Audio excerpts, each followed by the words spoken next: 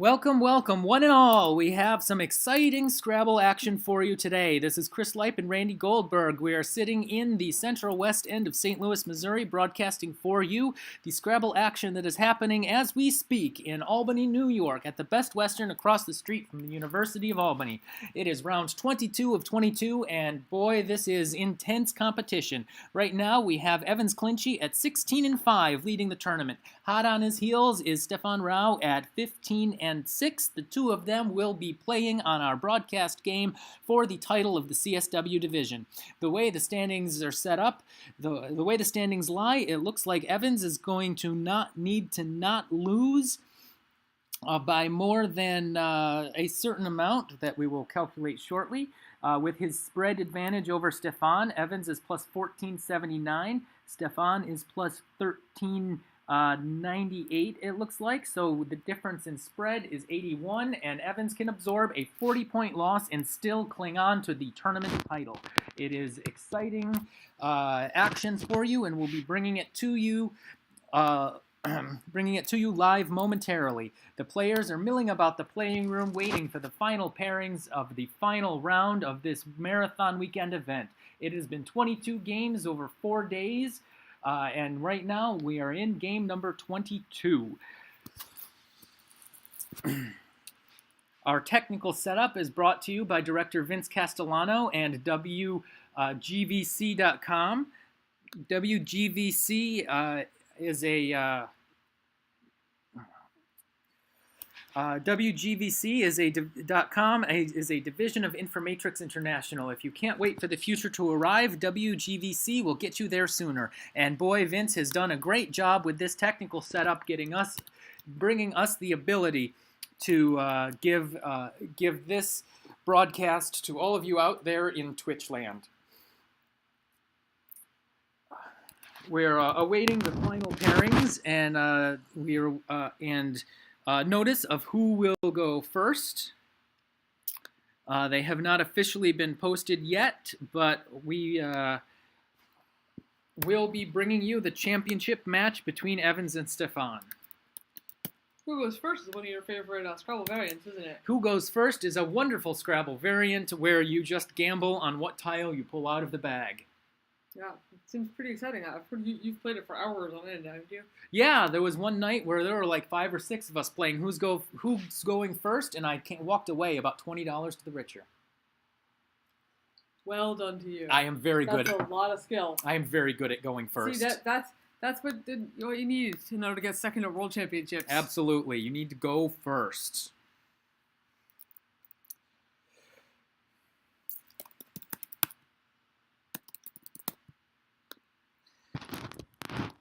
Right now we have, it looks like the playing room is mostly empty. The players are spending some time in the data lounge.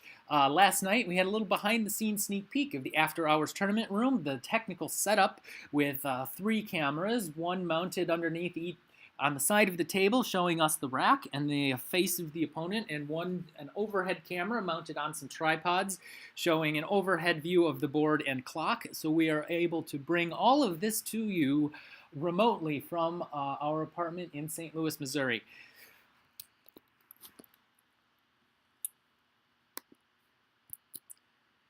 We also got a sneak peek of the data lounge where there are 5 or 6 digital displays showing the standings and pairings for each round. We have a display showing this stream to the onlookers on the site. And then there's the snacks and the water station in the data lounge. So it's a really nice amenity put together for the players on site. And any Annette Tedesco tournament that you've been to, the snacks and the water, she makes sure that the players are well taken care of during the game. Annette Tedesco is a longtime tournament organizer and one of the best in the business.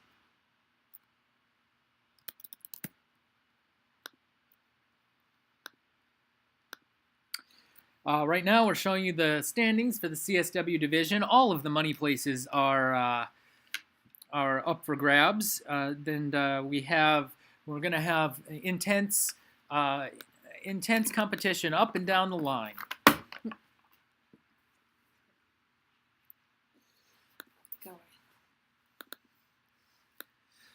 Right now, we are still awaiting the final pairings, the final decision of who will go first, all of these things, and then probably another 5 to 10 minutes, and we'll begin the final round of the tournament.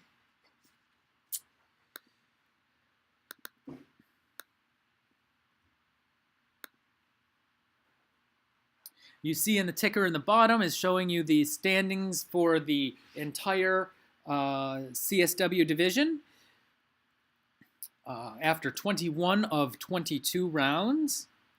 That will remain visible during this final game, so you can see the standings update as results for the final round come in. In the TWLA division, we have a winner already. Carl Higbee has clinched the TWLA division. He did so with 2 rounds to play. He has a 2-game lead with 1 game remaining over Joey Malik and Joey Kravchik. The 2 of them are at 13 and 8 and will be playing in the final round for 2nd place. Matt Graham is currently 4th at 12 and 9. Lloyd Mills is 5th at 12 and 9. They round out the money positions with 1 to play and will likely play for either 3rd or 4th place. Mac Meller is at 11.5. He will be playing Joe Edley, most likely in the final round, for an opportunity to sneak into the final money position.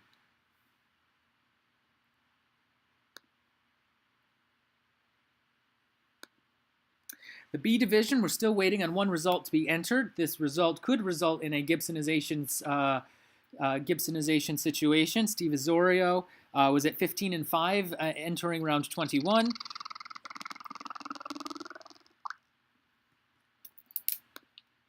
And Tim Anglin is in 2nd place in the B division at 14 and 7. And David Pearl, Bob Becker, Roger Coleman, all right behind. So all of the money positions in the B division are still very much up for grabs.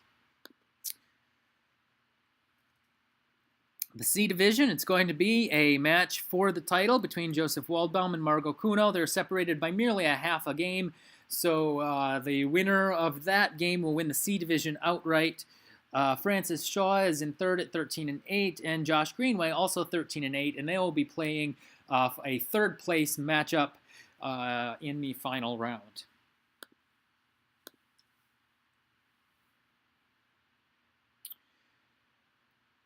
We saw, I think, Stefan approach the final table here. He is finally agreed to get his.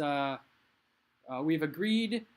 Stefan has agreed to have his game streamed, so we'll be able to bring you the money game for the final round.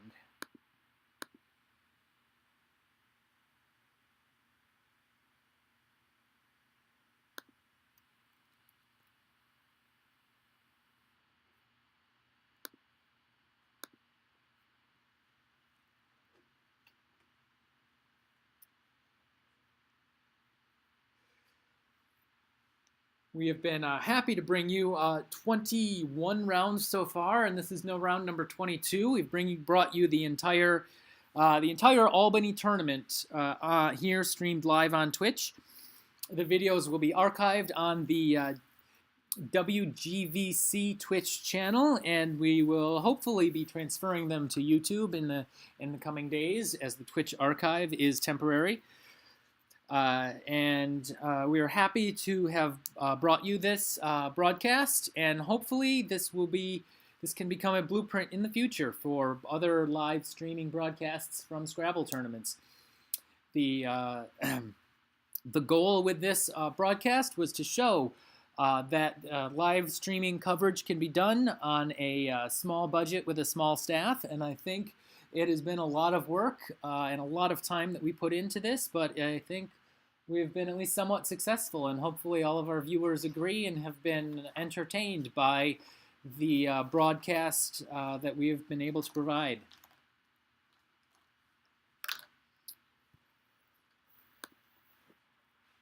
We're still waiting on the official pairings for the final round, still waiting on the determination of who will go first.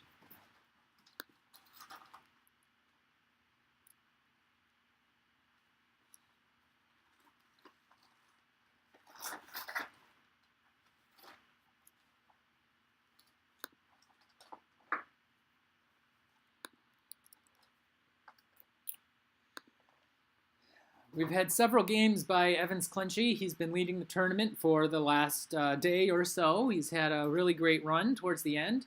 We've broadcast, I think, 3 of his games against Adam Logan, and they've all been Adam's victories. 2 of them Adam had in a relatively easy time, been going often in a blowout win. And the last round that we saw was a really difficult time for Evans. It was a close game, came right down to the end, and was a heartbreaking, very close loss that also involved, so QZ, potential Q stick at the end. Adam ate the Z. It was a really exciting game, and all of you should check that game out. It was a real back and forth affair. Right now on the rack camera, we can see TWL A Division champion Carl Higbee hanging out in the side. He has a Gibsonized game. He'll be paired against somebody who is not in contention for prize money. He'll have a relatively stress-free matchup as the tournament is already his. It is in his grasp, and he can relax the last couple rounds and just play for rating and for bragging rights. But the event is already his, clinched with 2 games to go. Congratulations to Carl Higbee on that feat.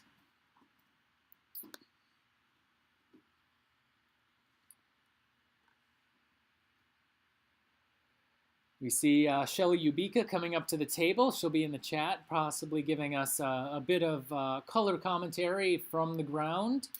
And thanks to Shelly for the annotation she's provided when we've had small technical hiccups, and for joining us in the chat and giving us a bit of live color from the venue.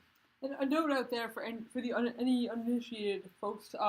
If you're wondering what we're talking about when we keep talking about this Gibsonization thing, what it means is that a player has, achieved a record that no player could possibly pass them to win. So in that case, that player, the Gibsonized player, will play the person who is the highest ranked right now, but who has without a chance to finish in any of the money spots at all. So you won't necessarily see them playing the 6th place player, because the person in 6th could very easily pull up into 5th often enough. You might see them playing the 8th, 9th, 10th, or 11th player, depending on what people's records are. Yeah, and the Gibson rule is named after a longtime tournament player and I think current reigning national champion David Gibson, who had a habit of competing in big tournaments and clinching the result with several rounds to go. So the rule about how to pair in such a situation was actually named after him. We have received word that Stefan will be going first in our game. So we'll get to that as soon as the players get settled at the board.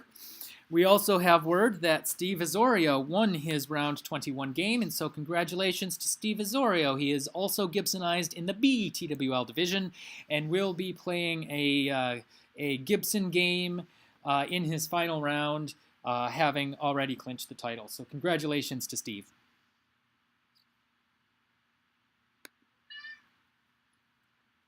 And that's what Mr. Doggy has to say about it. And additional color commentary provided by our cat, Mr. Dog. But not our dog, Mr. Cat.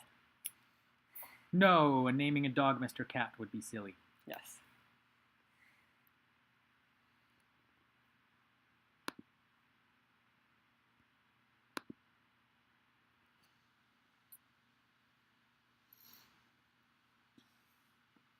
Players are milling about the room. We see Mike Exity settling in at a table. Larry Sherman walking by.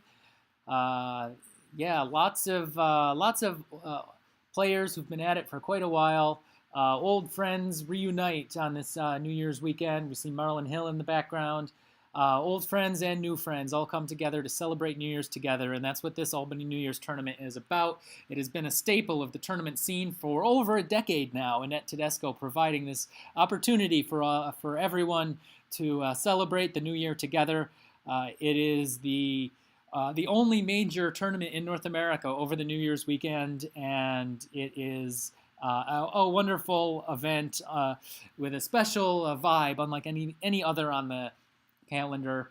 And it's wonderful to see it continue even to this day. Randy and I are very much hoping to attend in person next year, and perhaps play and hand off the broadcasting duties to somebody else.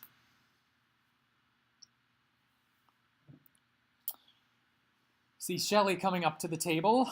If she hears us, maybe she can wave at the camera.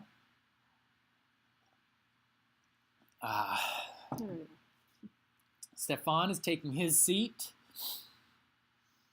in his typical loudly colored shirt.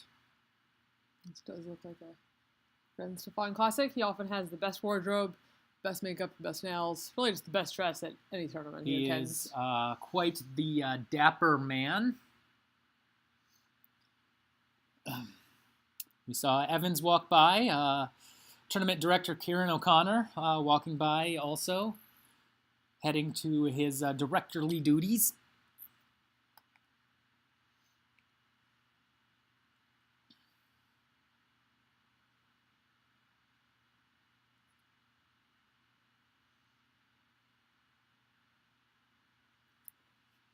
Evans has taken his seat at the table. It looks like the tiles are about to be picked up. Players look nervous but excited.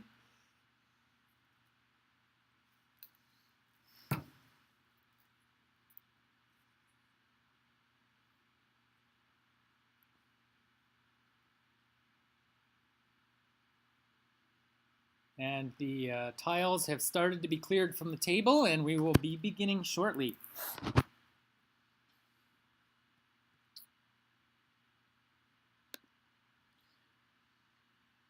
You see the standings here. We're in a game situation where Evans needs to not lose by more than 40 points, would you say? Yeah, that was what he was to come up with. So it's not doable, not easy, especially against a top player like Stefan. This is going to be a fight for him. Yeah, and in a situation like this, it's important that a 40-point cushion can get in your head, and really you just have to play. You have to play a normal game of Scrabble. You can't really think about that 40 points. It might come into play later in the game if it looks like the game is going in one direction or another. Then you might want to, tailor your play, making sure that the margin is 40, because a loss by 39 is just as good as a win.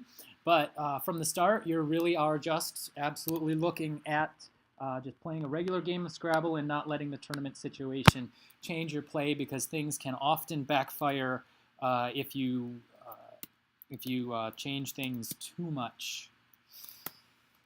Stefan has drawn tiles, and we are underway.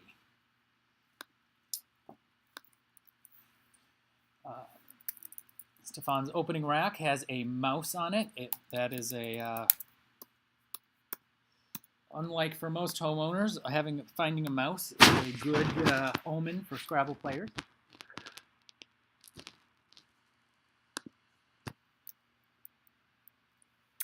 And he does not have a bingo on his opening rack, but there are some scoring plays that put the Y in a good position. This is the sort of rack where you have a long play and you're going to make it. There's no reason to do something play short. A short play here would be something like NY, which keeps a synergistic leave consonant heavy, but a leave like INGRS really is going to, if there were an E in that leave, then maybe you would play short. But this is certainly the sort of rack where you're going to play long, and yeah, it looks like Stefan has done just that, opening with Ginny. Okay. Yep.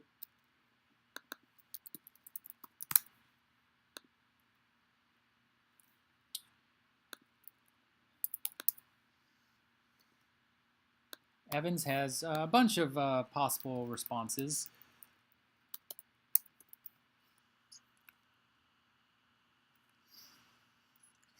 He has some scoring tiles, and he's not looking to bingo here, but he's certainly looking to try and score with what he has.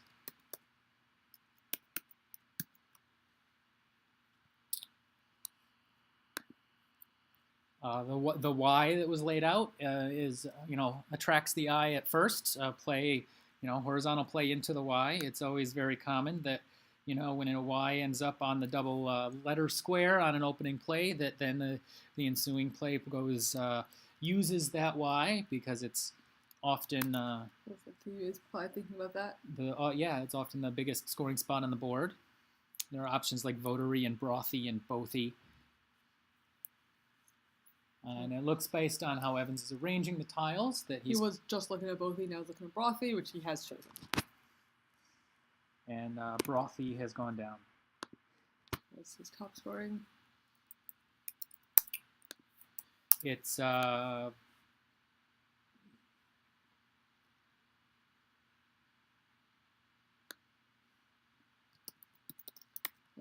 Stefan is now looking at LeBron's lesser-known brother, Gibron's.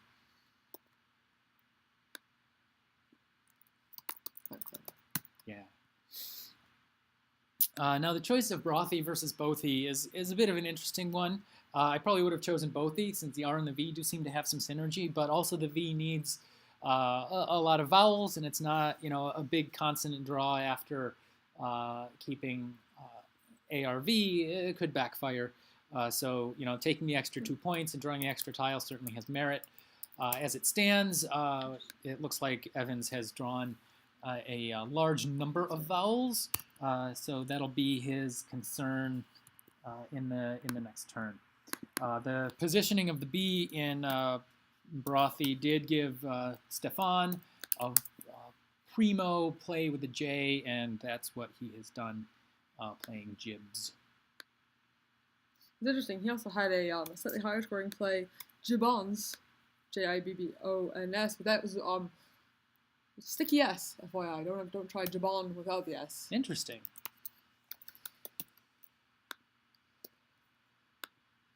That would have dangled the S in the triple lane. Which I'm sure is a fair decision not to make it. I just thought it was interesting.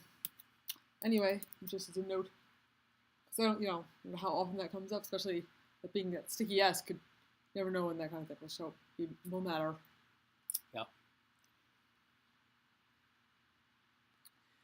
And Stefan is drawing a nice balanced rack. Perhaps a bingo threat next turn, depending on what Evans does. What do you think Evans should do here?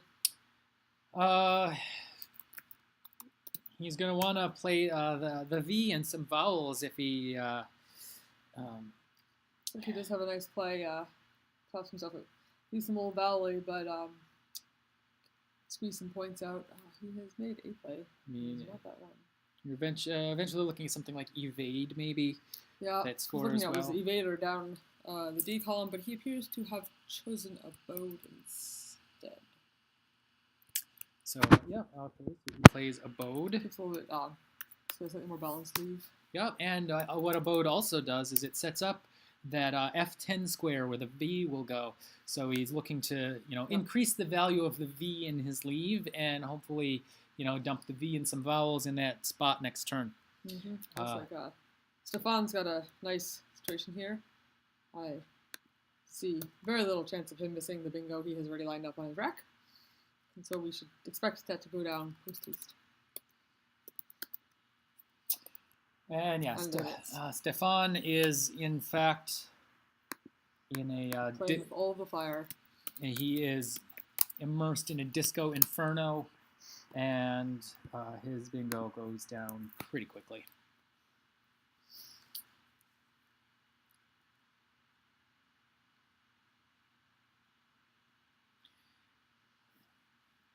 Evans is now behind by just north of 50 points, but he is looking at a comeback, holding the Z. The O column is open. There's all kinds of opportunities for him to keep this under control. He has avises into the triple, and that is what he plays. It's pretty straightforward way to cash the Z. and it cuts the deficit by quite a bit with a 57-point comeback. Scores almost as much as Stefan's bingo, so he's happy to have that opportunity.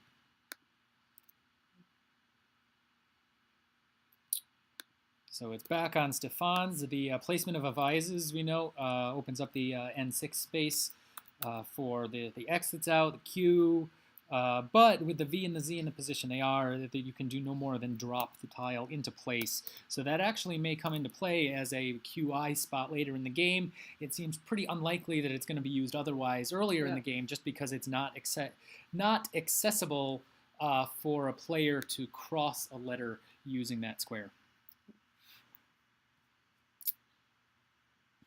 Additionally, this F10 spot that Evans had open for the V is left open as there was a more lucrative V play. Well, looks like it may go out of play soon. Stefan does have a nice play that will not use it but obscure it if he sees it.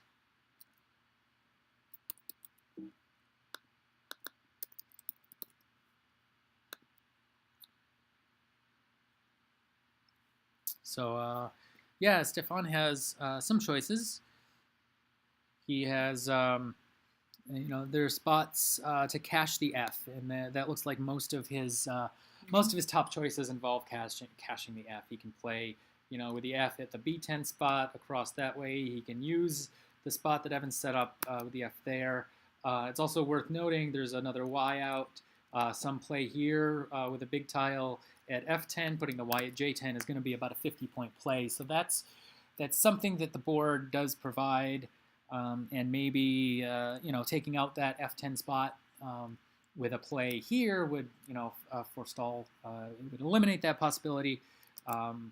The F also goes here. If there's EF goes there, that's not a play you're going to want to make given the double A's in the rack, but that is an option. But yeah, probably something on row 10 using one of those two hot spots seems to be the most likely place where Stefan is going to play. For Evans, he has a bingo through an L, but unfortunately there's no L available. He's unlikely to get one. And the L on Stefan's rack is unlikely to be hung in space where Evans can take advantage of it. Evans is probably looking to make Ket. If he can, maybe something like Ket and Kuna would be a play for him if that's still available. I doubt that would be as well. Presuming that Stefan plays as we've suggested.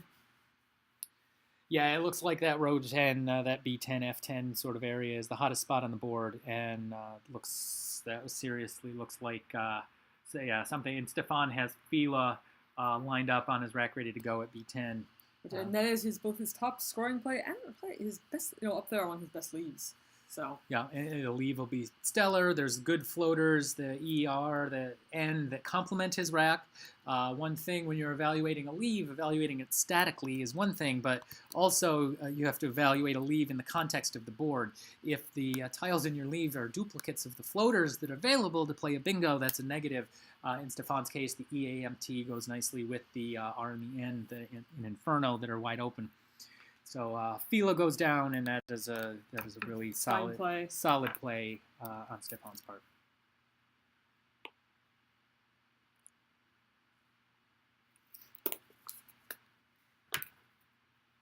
So now Evans is left with not many exciting options.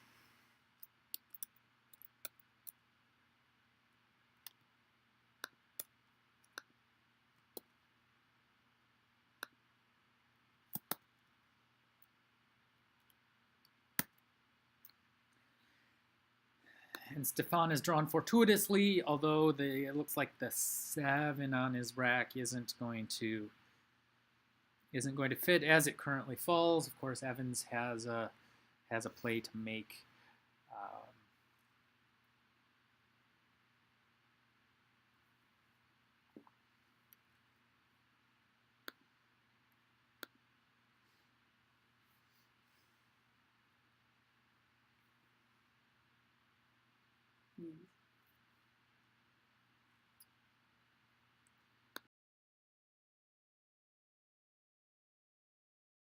Just kidding.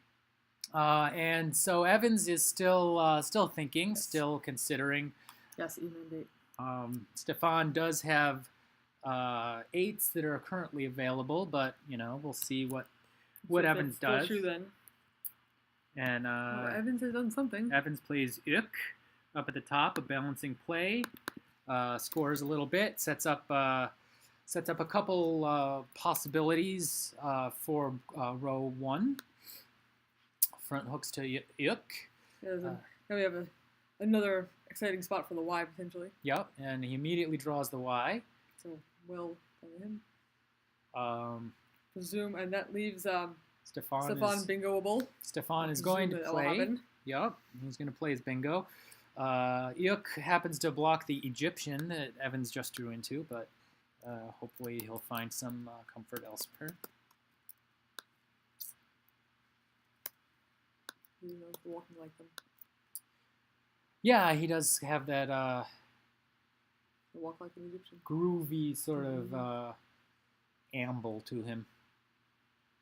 It's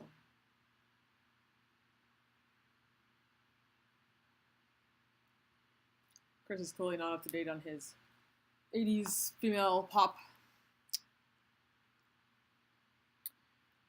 Stefan still considering his options. There is one spot for a bingo and a couple different positionings that he can put it in. So we are expecting that bingo to go down.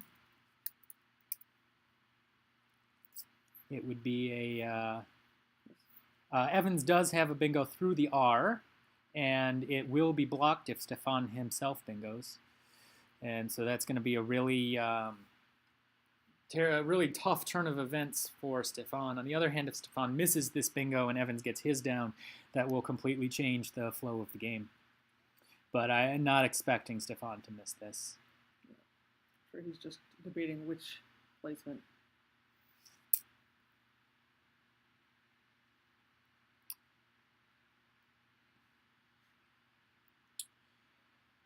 Some intense times and some intense moments here. And we'll see how things unfold. It's there is a placement of Stefan's bingo where he could bingo and give Evans a spot for Egyptian.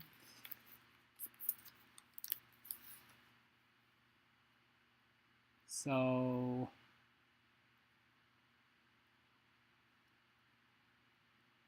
yeah, we'll see what happens. If Evans is able to bingo this turn, it will give him a much-needed lifeline, because the way that the tiles have fallen, he could be in a very dire strait after this next sequence.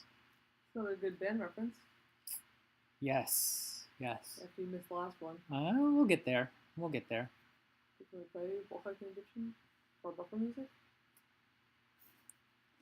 It looks like Stefan has his hand on his forehead. He's shuffling his tiles around. Whether he has found the bingo or not, we're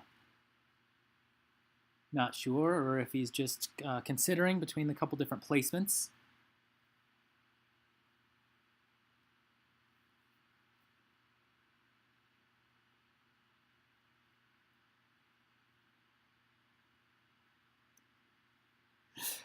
In the chat, Zev correctly pointing out that I don't actually know what fortuitous means. He does know what bemused means, though, which many people do not, so I give him credit for that. I don't know if you picked up on that a few times he's used that word. And Stefan has lined up the bingo on his rack, the order that the letters ought to go in, and we are just waiting to see if he will pull the trigger.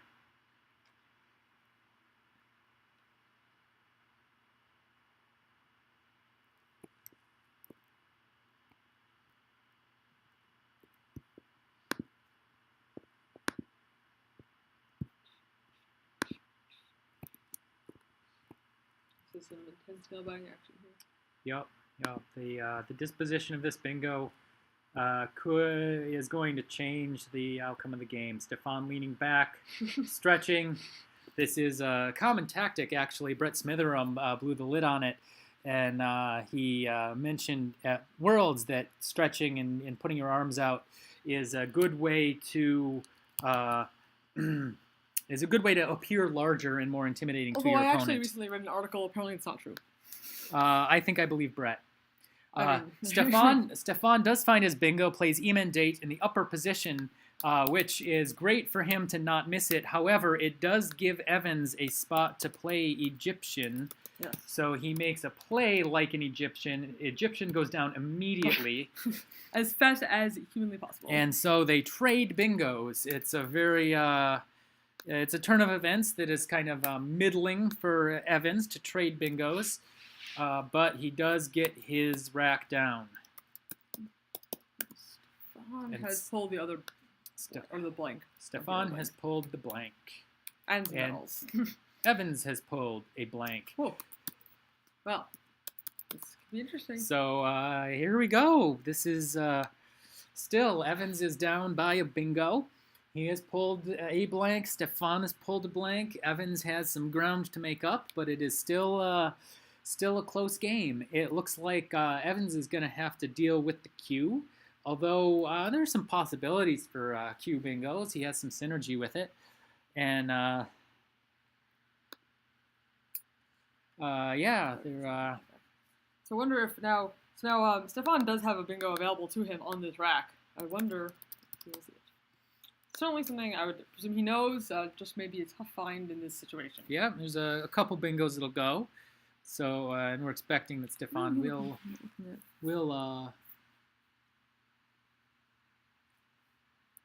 oh, he doesn't have a D. Yeah, no, he has one. There's one bingo available to him. Oh, that's not right. And I mean, it'd be Apologies. a very reasonable miss. And so, yeah, he's he does have a bingo. The spread situation here is that Evans needs to not lose by 40, so it's tough. It appears that Stefan did miss the bingo. Stefan did not play the bingo. He plays off 0-0. Very reasonable.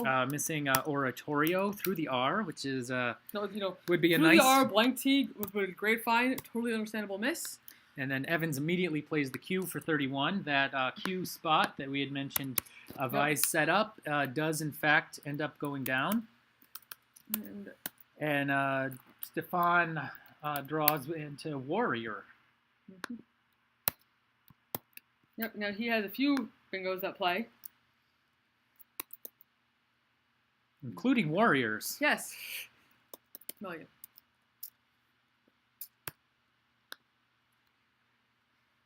So we'll see. That is his top scoring bingo.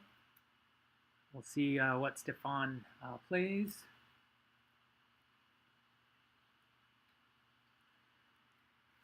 Yeah, Evans with the between the bingo miss and the Q drop is briefly within striking distance, but Stefan plays air power up top in a defensive maneuver, trying not to open things up. It does give a possible counterplay on row 1, but that's going to be a bit difficult to hit with the way the vowels and consonants are patterned in air power. And so it gives up a bunch of points, but it does... It only gave up a couple. Yeah, it gave up a, was it... I only saw 1 or 2. 70 versus 80 for Warriors. Oh. It gave up about 10 points. Okay, yet the one goes in a spot, I forget where. We should see Evans bingoing this turn, though. Some interesting choices here. And Evans himself has bingos that play, and they will certainly go down. I expect him not to miss. He has some good high prob stuff that's gonna score some points, and it again will be a neck and neck game. And given the game situation, if Evans can maintain about a 20-point deficit and close the game at that deficit, he will be the tournament champion. He is ahead 81 spread points going into this round and can survive a loss by as many as 40 and still claim the tournament title.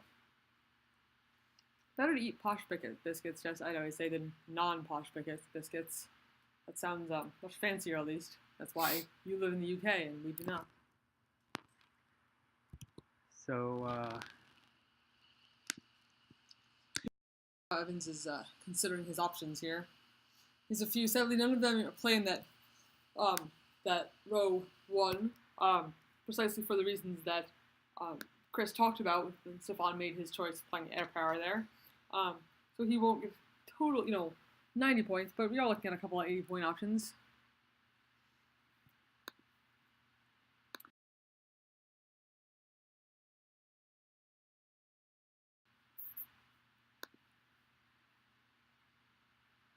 So we're waiting on Evans. He is looking, assessing options. He has undoubtedly found bingos that fit as an underlap here. Bingo through the O here is another possibility, and bingos through the N. So some stuff MN column. I even know at least one or two of those. So those are Evans' choices. Trying to figure out what what the highest score is, what is going to give the least back. Obviously, the M and N column bingos. If Evans plays down this way, that's going to, expose row 15 to a comeback. Whereas something like this, is going to change the way that this A column is exposed. You think that he'll know that one that plays there? Yeah, that's a reasonably. See, that is something outside of my range. It's kind of a sort of a you'd call it a medium probability 7, but it's definitely within. So then, yes, I would expect Evans to know that. A study range. I certainly can't judge that kind of thing because I only know the highest prob.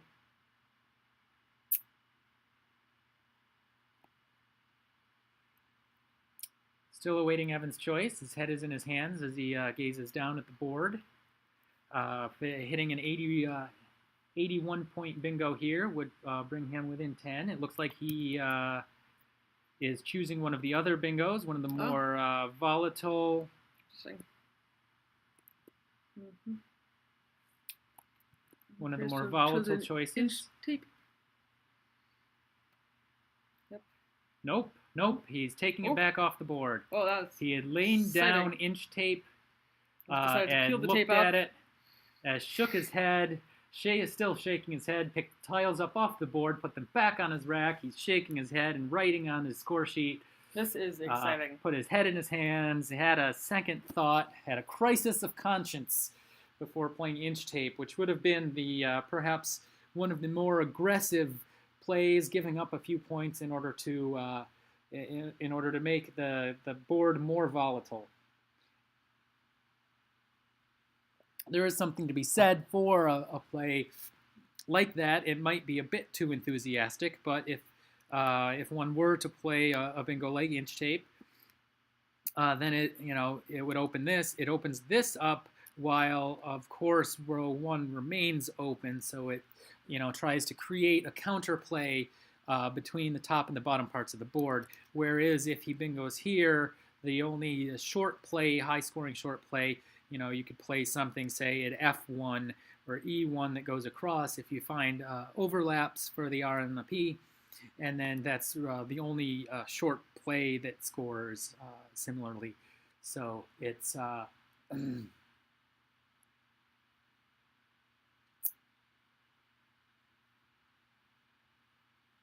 there's definitely a lot to think about positionally here. The problem with inch tape, and of course, is that it sticks an E on this vital M15 square. So, there's all kinds of shenanigans that can happen, and triples. There's not too much in the unseen pool. The W and the X and the P are the only big tiles in the unseen pool. But it's... and he looks like he is laying down Toizak. That is certainly up there on one of the options. And he's looking at it and trying to decide if that is in fact what he wants to do. It is a less dangerous opening than inch tape on that row 15. He is still looking at the play, glances up at Stefan, designates the blank in writing as required by the rules, and hits the clock. Toya, that is the play. That is the play, 80 points, and Evans is now behind by 9. In a game, he can lose by no more than 40.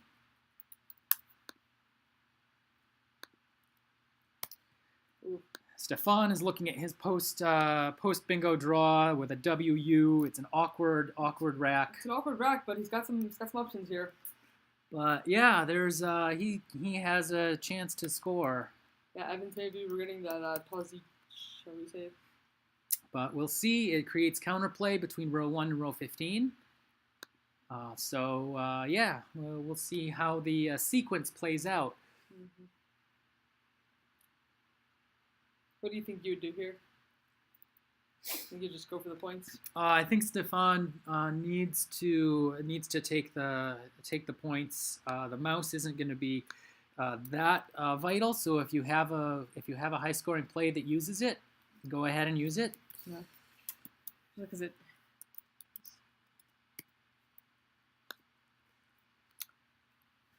has a solid leave. Also. Yep. It's takes out the most, easily dangerous part of the board. Yep, and without Hecate having gone down on row 3, that row 1 area is more difficult to use. And do you think he would choose to play does, looks like, instead of wogs? And Stefan does actually go for the row 1 opening.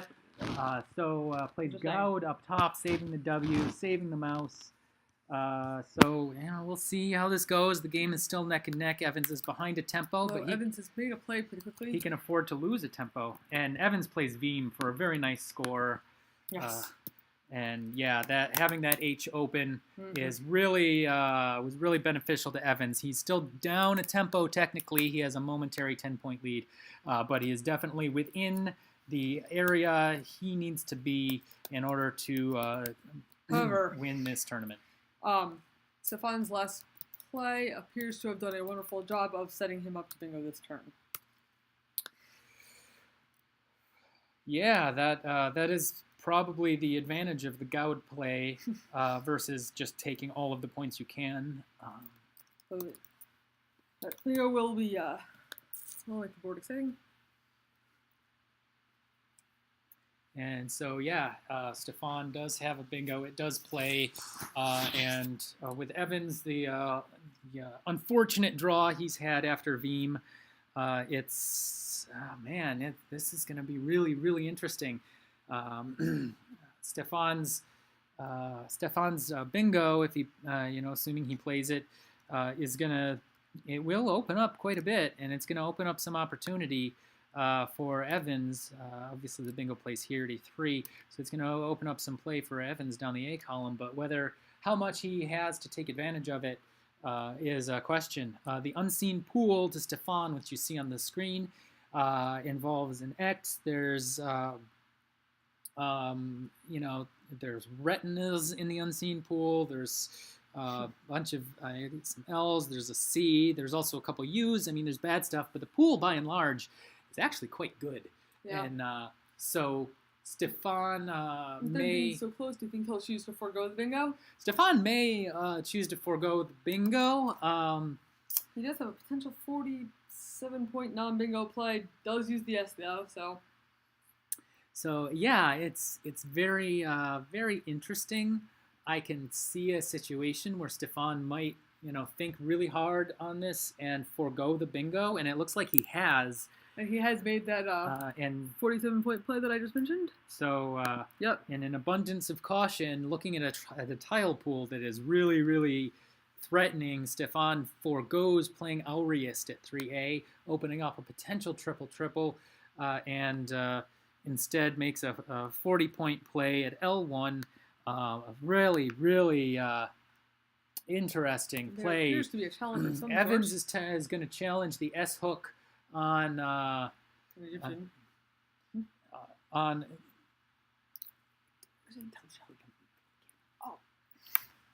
and probably challenging the S hook on Egyptians. And we are certainly going to be hopeful that the tournament does not come down to this 5 points. Who's that? I think that's Evan's rack.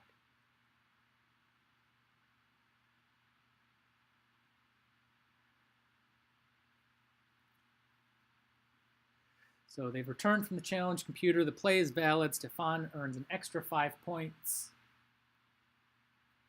Oh, no, we're good. And Evans will retain his turn playing with a rack that is not representative of the pool.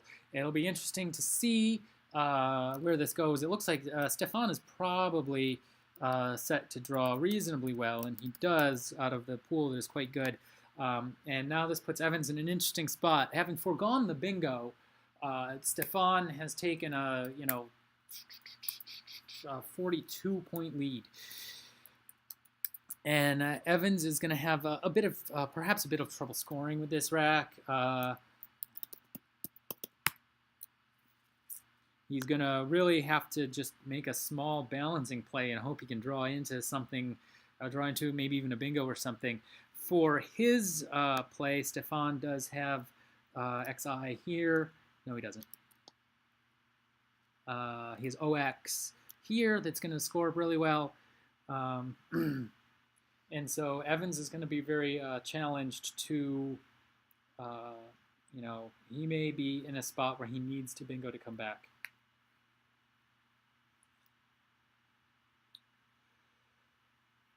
Luckily for Evans, the pool unseen to him is reasonably favorable, combines nicely with his rack. There's RS out, there's E's out, T out, so,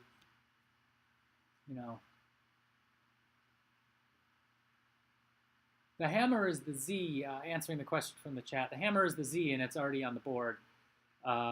So hammer time was early on in the game. But there is a mouse on the loose, and Stefan has drawn the vital spider that's going to give him some ammunition towards the end.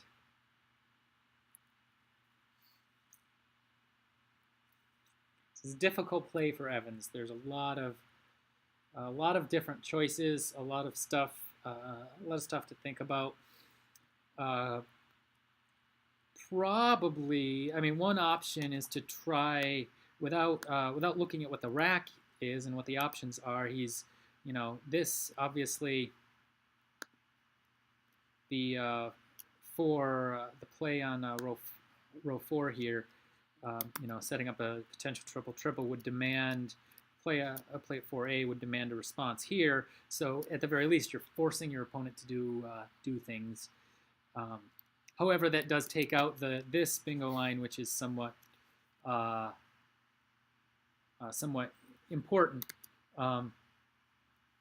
It's going to be difficult for Evans to create counterplay somewhere else. He could do something like Huey, right? It doesn't score, it sets up his C. There's an S on scene that Huey will take, but that does create counterplay. So there's two options for the bingo. Another thing Evans has to keep in mind, it is going to come into play a little bit that a loss by less than 40 is a victory for Evans given the tournament situation. That can be difficult to factor in, though, at times. Yeah, that's a vote against a play like Huey because he could potentially get hit quite hard by the X on row 15, and then he's really counting on a row 3 bingo to bring him back. We don't have a view of the clocks right now, so I can't tell you how much time is on for either side. This row 7, there's also a potential bingo lane with a 2-tile overlap if the tiles fall in the right place, especially something with a U in 6th position. Not an easy bingo to hit, but it's something that potentially exists.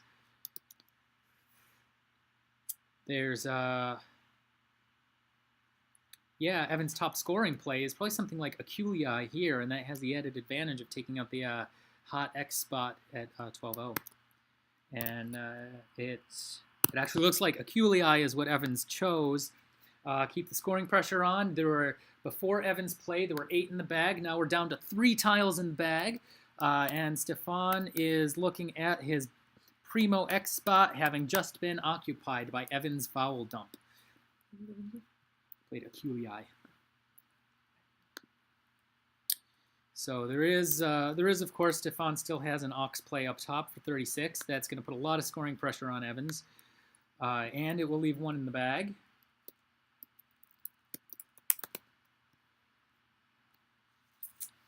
So in the bag, there is ES.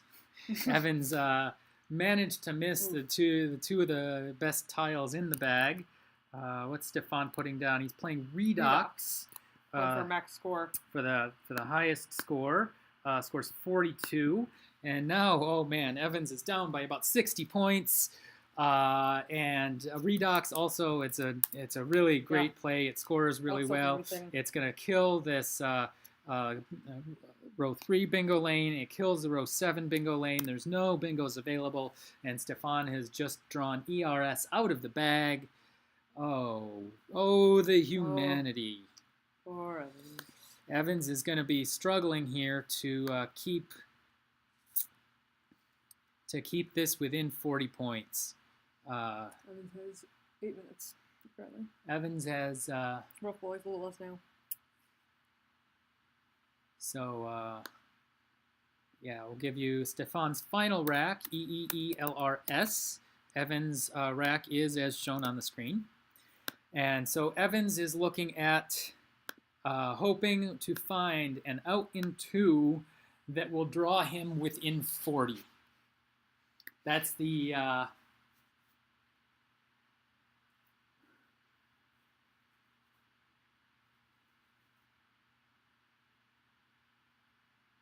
That's the plan here. This 40-point spread cushion is coming very, very much into play, and yeah, we'll have to see what. Championship player doesn't do much for that, for accounting for that 40-point spread thing. He's got no chance to win, clearly, as we all knew already. But yeah, it's whether he's got out and do. Well, no, the valuation will tell you, and it looks like Evans is not. Doesn't look good. Perfect play by Stefan.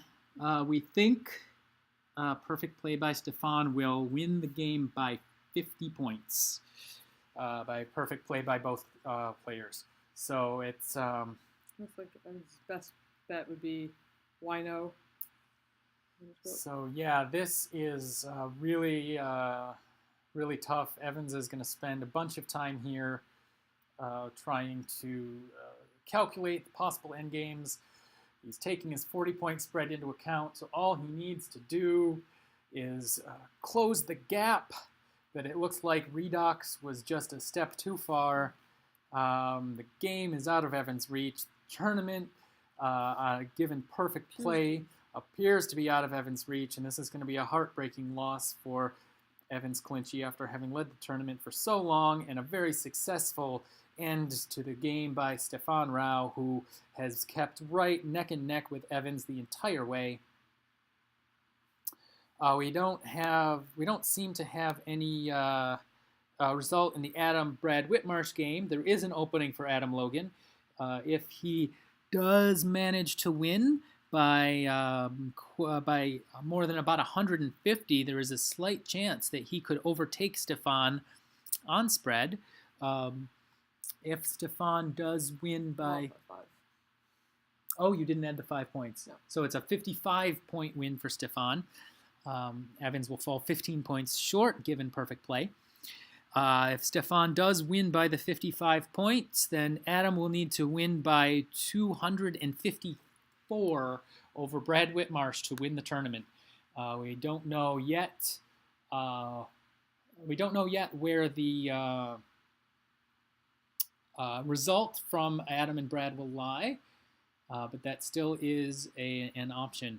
The big swing in the game, I think, was really Evans was in a reasonable position to pull out a victory, at least a tournament victory till late. I think Stefan drawing the X and getting such a good score for it was a Stefan also made that calculated decision, playing Ritz. Did you say that? yeah. And Stefan playing Ritz, that seemed to work out really well for him. It reduced the volatility on the board. It scored well. Game where he is likely to pick up about a 60-point victory, 50 to 60-point victory, versus playing the bingo where the final score could swing wildly.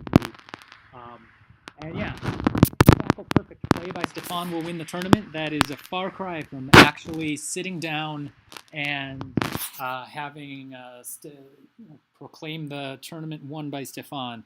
There's certainly margin for error here.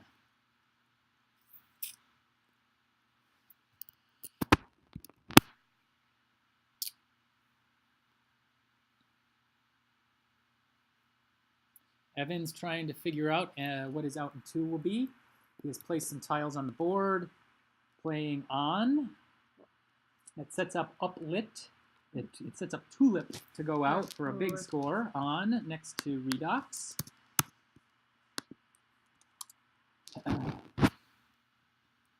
And it does set up possible for a big outplay.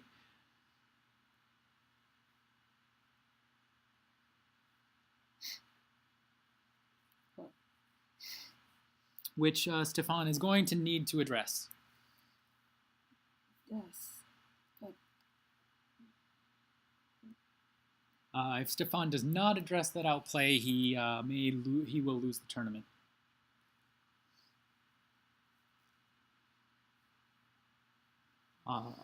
Presume that Stefan is aware of this.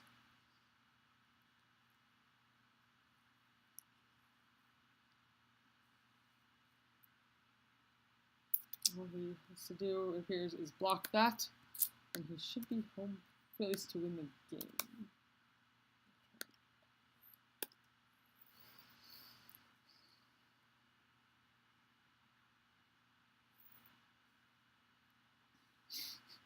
Evans appears to be being Evans. Don't know what is happening. Depending on the play that Stefan makes, it could open something up along column 1, but yeah, it's pretty intense. Evans is looking around. I think he kind of realizes that this was a last-ditch gamble and it's likely to be blocked. But he couldn't see any other sequence that would have won the game. And in fact, he was drawing dead. He wanted to give a chance for Stefan to make a mistake. And Stefan plays Leers.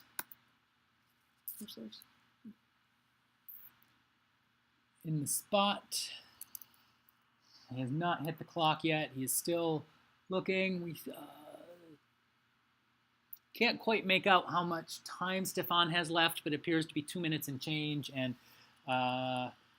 Leers is the play. And then Evans looking at uplit on his rack. Stefan has merely 1 tile, giving him 2 points in count back. What does the duck say on this one?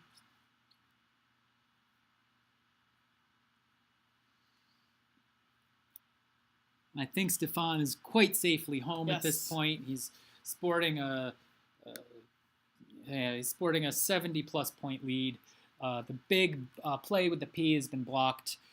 So, yeah, congratulations to Stefan Rao, who has won the Albany New Year's Tournament 2016-2017, a 22-game slog. Has finally come to an end, and Stefan is going to eke out this tournament by a few mere spread points. Of course, this is pending Adam Logan. Adam has beaten Bradley Whitmarsh, but only by 90 points, so it is all but official at this point. Congratulations, Stefan. You have won the Albany tournament this year, and what a comeback, sticking with Evans the whole time, through and through. to win by a mere spread points. And the final plays have gone down on the board. Evans plays up to dump his P, cross the P, score a few points.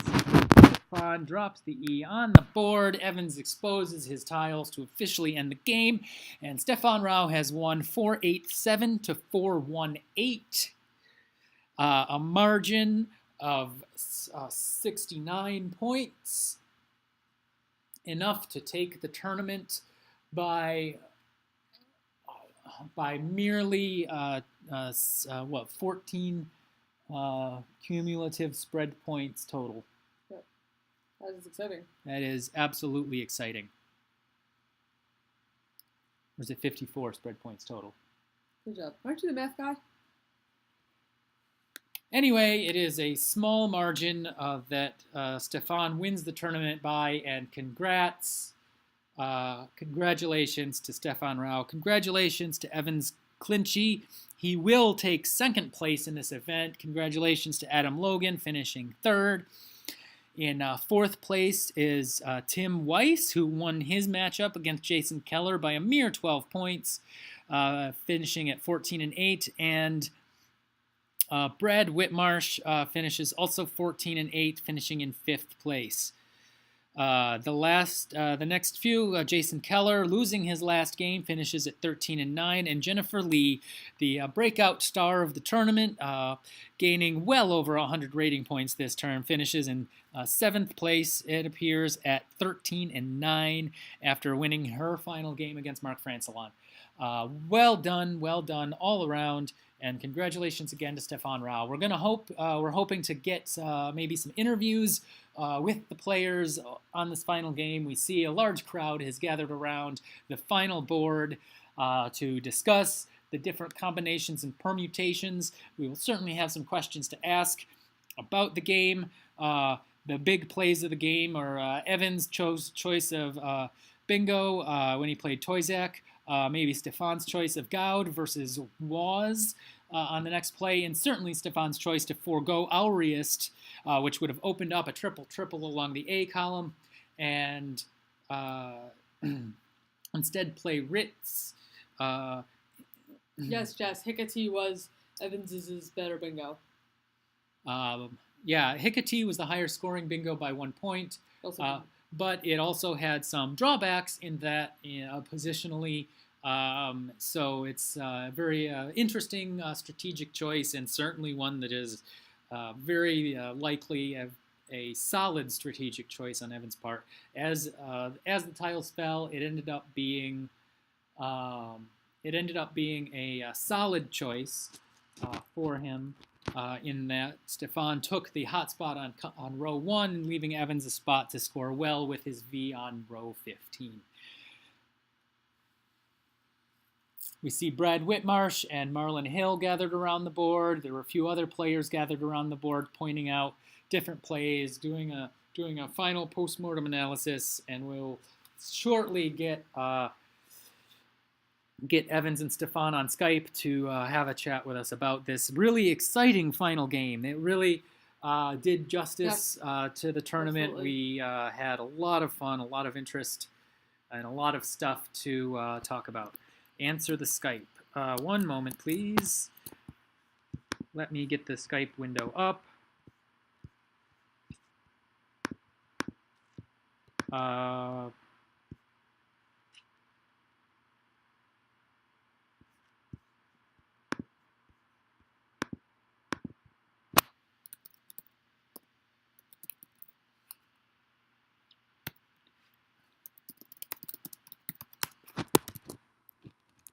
We'll be getting the players online in a moment.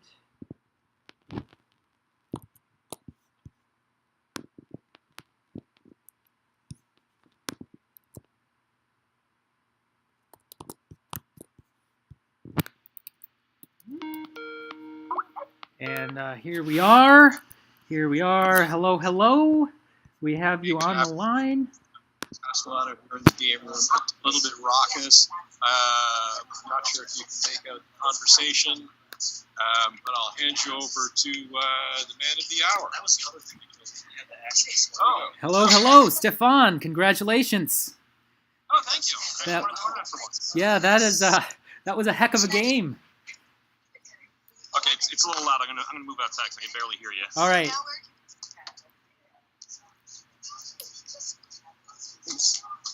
That was So did you enjoy watching? Was it a decent game? yeah, that was. It was a really interesting game too. It was really well played on both sides. The 40-point spread margin that Evans have very much made it a nail biter at the end. Yeah, and Yeah, I was happy to have the win clinched. I just had to worry about the map and make sure I had won by enough. yeah, it was one of the key plays. One of the interesting plays was when you gave up Auriest and played Ritz instead. Can you talk a little about that play? Yeah, that was a pretty simple decision because I forgot that Tausier had an anagram. Well chosen then. Yeah. For me. Yeah, we were discussing it all as an act of strategic brilliance. Giving up the bingo to not open the triple. All these things that it ended up working out pretty well. You scored 40, kept about a 60-point lead, reduced the volatility, playing Ritz instead of the bingo. So yeah, that seemed to work out really well. You got the unexpected 5-point challenge. Yeah, on That's nice. the challenge, I assume on Egyptians. Yeah, he wasn't. He said he was pretty sure that it did not take the S. Yeah. So that was a good sequence. And then did you Air Power? There were some other choices for bingo there. Air Power gave up a few points. It looked like for more defensive rather than something like Warriors through the R and Infernos. Yeah. I was starting to get a little low on time at that point, so I saw that quickly and thought that anything else would probably be pretty much about the same. So I just decided to save a little bit of time there. Yeah, and it also had the effect of decreasing the volatility by playing up at the top rather than opening up all the bingo lines at the bottom that he could come back with. Yeah, that was easier to control afterwards. Right. And the potential for comeback on row one above Air Power was it seemed kind of limited. The RP combination was a bit awkward. Mm-hmm. Yeah. But yeah, that was when you drew the X, I think that was the final turning point that you were probably going to stay far enough ahead. I was very, very happy to see the spider show up on my rack. Yep. And yeah, we had a good discussion in the chat about the mouse and the spider. So everybody's educated as to the lingo. Yeah, as long as everybody knows what I'm talking about here. Yep. So yeah, you were right behind Evans pretty much the whole way. Yeah. See, he for a long time was just not helping us out by losing any games. Yep, and yeah, you were able to crawl back at the very end and then barely take him over.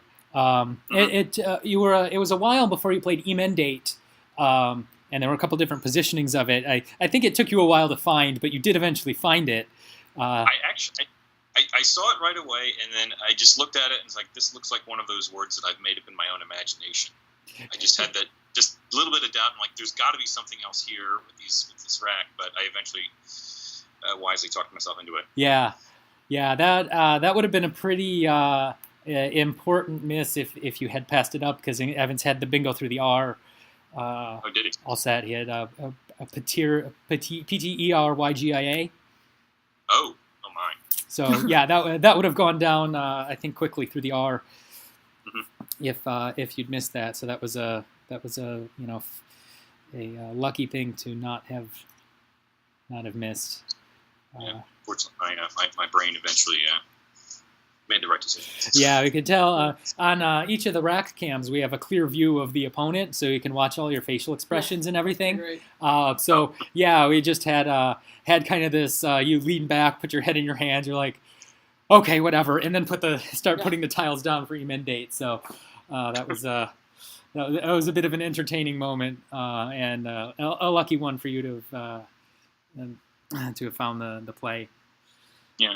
And Evans put Egyptian down so quickly. It was he got over his disappointment of having his bingo block pretty fast.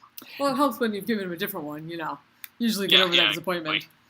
Yeah, he probably saw pretty quickly that Yuk had blocked Egyptian, and then from there was glad to see you give him the end to play into. And actually if you played it in the lower position, which probably doesn't make sense because it opens to stuff up at the bottom, but as it fell, it wouldn't have given them the end for the bingo, and he would have been in a tough spot. Yeah, the other part of it is I wasn't exactly sure of the D and the S hooks on that one. I was pretty sure of the verb, but I still haven't. I wasn't sure. So yeah, so I think you're right. It made that much less important. Right. Yeah. Right. So yeah, congratulations. It's a really long, hard-fought tournament, and any tournament that you finish that you best Evans and Adam in is a really proud achievement. Yeah, I was pretty happy. I usually do very badly in the Nets tournament, so it's nice to reverse the trend a little bit. Yeah. Oh, look who else is here. Wait, who's this? Hello? Oh, wait, I need to put my lipstick on. Hold up. Hello, Terry. You're on the internet. Mom, I love you, Lightby. I miss you so much. Oh, we miss you too. Oh. Oh, and then Evan's making a rude gesture to the camera. I taught Annie all he knows. Yes, pretty much. I miss. Is Randy there too? Yep. I'm sitting next to him. Hi, Randy. Hello. Yep, here we go. Are you proud of Annie? Yes, Definitely. very proud of him. He's done put together a wonderful tournament and a really great game at the end. We were happy to be able to broadcast it. Yay! Yeah, I picked a decent game to. Will it be well done? Thank you. Will it be kept on file so I can see it? Yep, it'll be hi Shelly. It'll be archived on Twitch, and we're hoping to find a way to move it to YouTube after that. So the game should be enshrined for posterity. Oh yay! Oh, good. Wait, gently get your ass over here. Yes, we've Jen, been wanting Jen. congratulations to Jen who skipped over two. She made two big jumps in one tournament. Did you win your last game? 15 and 16. I told Holy you cow. you would say under 16. 100 for the first time and 1600. Yay! Very congratulations. Breakout star of this tournament by Yep, far. Yep, very well done. A great tournament you put together. And I beat Adam. That was really great. Yeah. So excellent. Well done. Send you an email. Annie, I love you. I love you so much. I love you too, dear. You are the best. Anybody else you want to talk to? You want me to find Evans for you? If Evans is willing to talk, yeah, it would be nice to have a bit of a chat. Okay. All right. Where is Evans? But I know. I was. yeah, we had for people on the You must. for people on the stream who might not know, that was Terry Kang Rao, Stefan's better half, and Want to talk to Benji? Hey, Benji's here. hey Benji, Hi. how'd it go? Hello. How'd your last game go? Not good. I lost my last two. Oh no. Yeah, not much I can do for them, I don't think. Ah well, that finishes you out of the money probably, right? By quite a bit. Yep. I actually had like a super outside shot cashing the last one somehow. But whatever. I'm not the person you probably want to be talking to right now. Yeah, thanks for having your game broadcast and all that. So, do you guys have audio on the feed, or is it just video? No, it's audio. All of this, we have your video and audio both being broadcast on the internet. Okay. During the tournament, we didn't have any audio from the tournament site, so it was just our commentary and an accounting of the game. Mainly, we had a Quackle board that we were broadcasting and doing analysis on. Mm-hmm. Okay, but you can hear what's going on in the playing room. Right now, yes. Okay, yeah.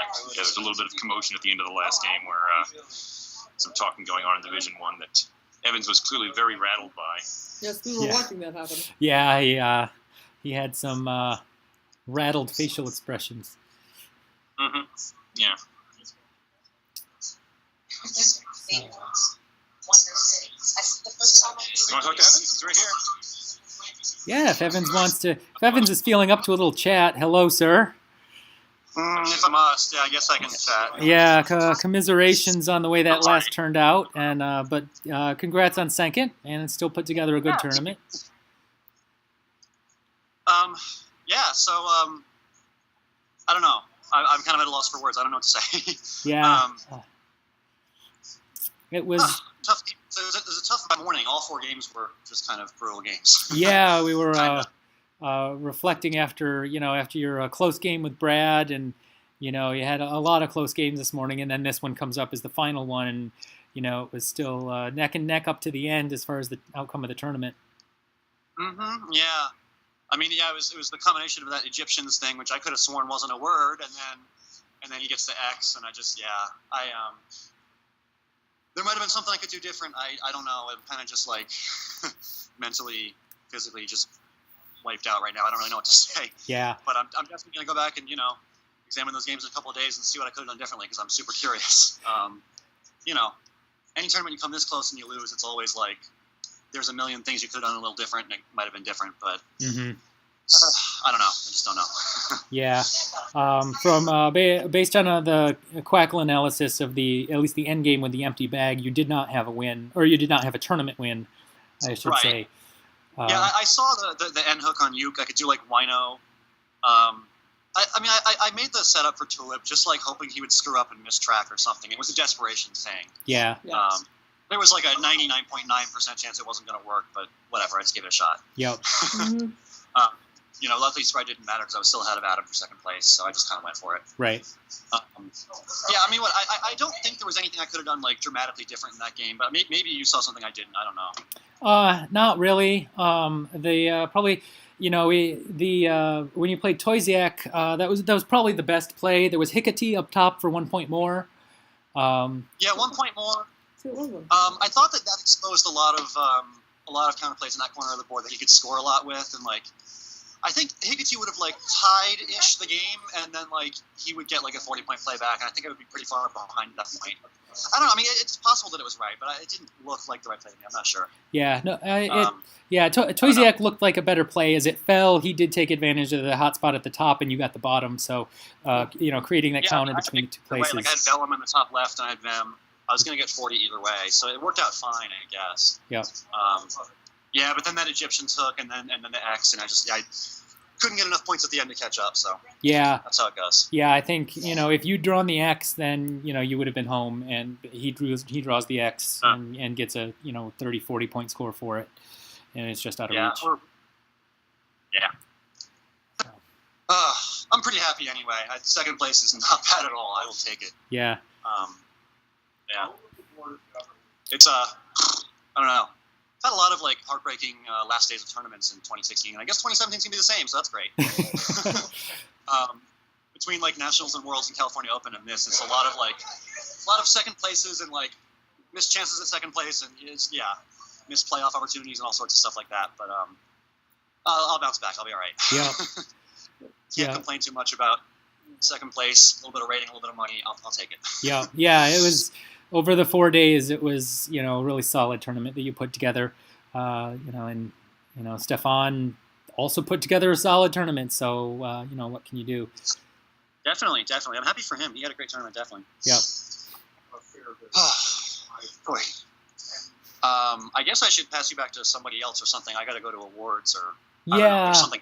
I think we're gonna try. I don't know if Vince or somebody else is going to broadcast the awards, but.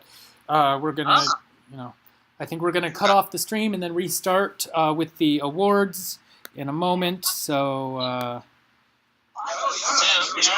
so I guess I'll hang up on you for now, and we can call you back later when there's more fun stuff to broadcast. Yep, that sounds good. And heartbreaking finish, but still, congrats on second place, Evans Clinchy, and we'll see you in a couple weeks. We'll see you in New Orleans. That's right, we will. Sounds great. All right. See you guys. Cheers. Thanks. And there you have it with the winner and the runner-up of the Collins division. We had a little chat and a few of the other players present. This 22-game marathon has come to a close, and it is Stefan Rao who finishes on top at 16-6 plus 1467. Evans Clinchy finishes second, 16-6, a mere 57 spread points behind at plus 1410. And Adam Logan, also 16-6 plus 1290, finishes third.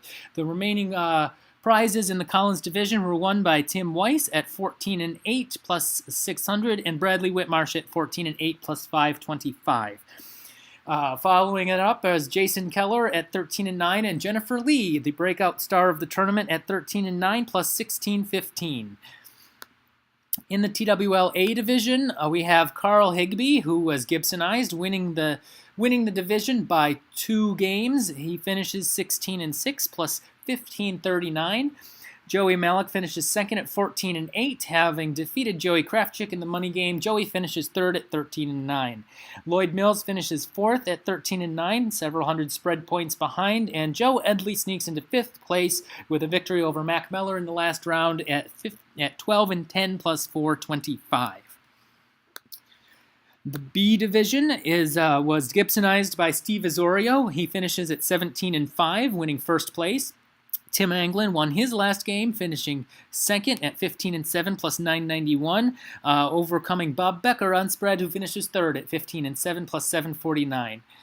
David Potter finishes 14-8, and Roger Coleman is 2 games back to finish in the money at 12-10 plus 547. The battle for the C division was won by Joseph Waldbaum, who prevailed in his final round game against Margot Kuno. Margot finishes second at 16-6. Francis Shaw is third, and Noah finishes fourth. I need to find the at 13.5. Noah, I'm sorry, I can't make out the last name.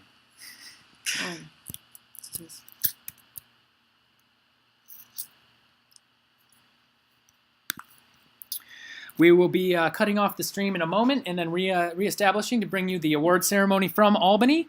We thank everybody for listening. This is Chris Lipe and Randy Goldberg in St. Louis, Missouri, broadcasting the Scrabble live from Albany, New York. We have completed a 22-game tournament at the Best Western in Albany. The broadcast was brought to you by Director Vince Castellano and WGVC.com, the IT infrastructure support provided by WGVC.com, a division of Informatrix International. If you can't wait for the future to arrive, WGVC will get you there sooner. This is Chris Lipe signing off for just a moment, and we will be right back with the award ceremony. Thank you for tuning in, and please stay tuned for just a moment.